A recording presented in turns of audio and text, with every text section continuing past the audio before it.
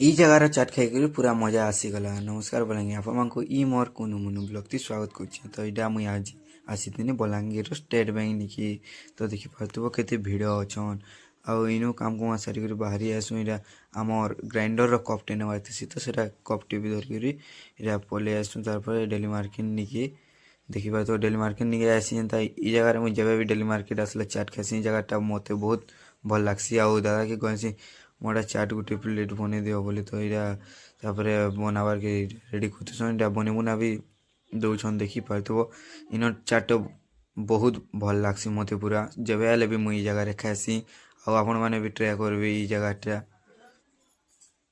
तो देखी पार्थो यहाँ चाट के लावा खाली केन्दा दिशुचे आगो देख तार टेस्ट इधर जानी पार्थो। यहाँ पलि आस डेली मार्केट भर की मार्केटिंग करवा लगी। मार्केटिंग अधा यहाँ कर आउ किराना सामान बाकी थी तो सेटा भी नहीं जाऊँ।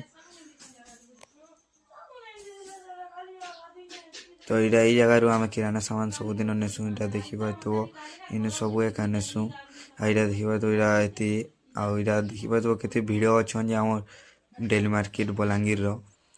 तापर यहाँ धरिक किराना सामान पलि आसी सांग गोटे दुकान नहीं मैंने सबुदिन सब भेराइटर साग रखसन आउ इनु एका नब। तो आउ गोटे ब्लॉग भेट पड़मा।